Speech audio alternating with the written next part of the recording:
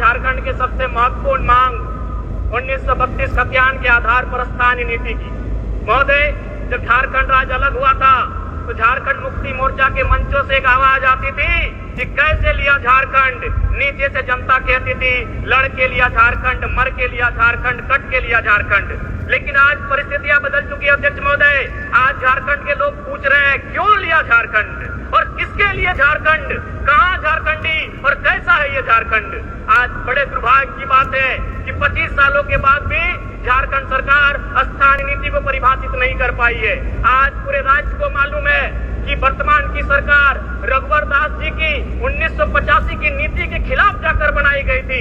जन जन को यह कहा गया था कि 1985 की नीति झारखंड की हितकारी नहीं है। तो आज पूछना चाहता हूं कहां है झारखंड की स्थानीय नीति अध्यक्ष महोदय।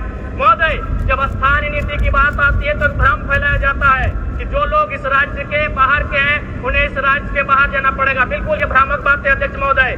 स्थानीय नीति का मतलब ये नहीं होता है कि जो अन्य राज्यों के वे लोग बाहर चले जाएंगे। स्थानीय नीति का मतलब होता है कि राज्य सरकार की सुविधाओं का लाभ किसे मिलेगा। उदाहरण के लिए अध्यक्ष महोदय, महाराष्ट्र में अगर मराठी भाषा, महाराष्ट्र में अगर संताली, कुड़माली, खोरठा भाषा, नागपुरी भाषा का संरक्षण मांगा जाए तो इसका औचित्य नहीं बनेगा।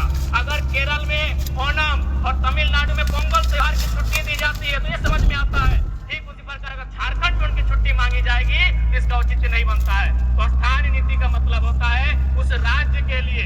महोदय, अगर स्थानीयता नहीं होती तो मान के चलिए पुलिस की बहाली निकलती और पूरा इंडिया एक होता तो पूरे हिंदुस्तान में पंजाब के लोगों का ज्यादा सिलेक्शन होता पुलिस में। और अगर पंजाब के लोग अगर अरुणाचल प्रदेश चले भी जाते पुलिस की बहाली में तो क्या विधि व्यवस्था का संचालन हो पाता।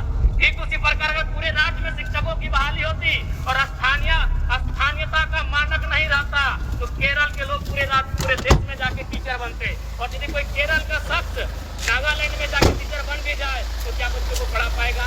इसलिए नागरिकता तय करना देश का काम होता है, स्थानीयता तय करना ये राज्य का काम होता है। और मैं राज्य सरकार से मांग करूंगा कि स्थानीय नीति पर विचार करें। एक बात यह भी आती है कि बहुत सारे लोग इस भूभाग में रह चुके हैं तो मैं चाहूंगा एक श्वेत पत्र जारी किया जाए। जो लोग कहते हैं कि झारखंड में हम रह चुके हैं, बस चुके हैं और अपना मूल भूमि से, चाहे वो बिहार हो, बंगाल, उड़ीसा हो, छत्तीसगढ़ हो, उत्तर प्रदेश हो, उससे नाता टूट चुका है तो एक श्वेत पत्र जारी किया जाए। माननीय मुख्यमंत्री अभी आसाम के दौरे पर गए थे। आसाम में व्यवस्था स्ट्रीट ड्राइव की है। 1 मिनट लेंगे अध्यक्ष महोदय।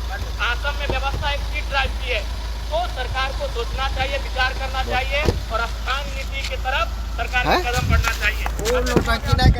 समय नहीं लेंगे।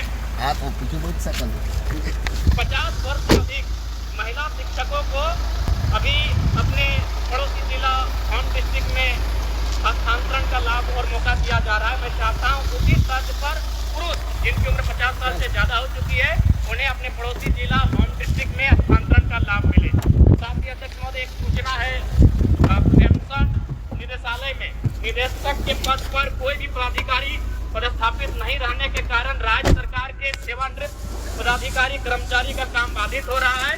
निदेशालय में शीघ्र निदेशक को पदस्थापित करने की सूचना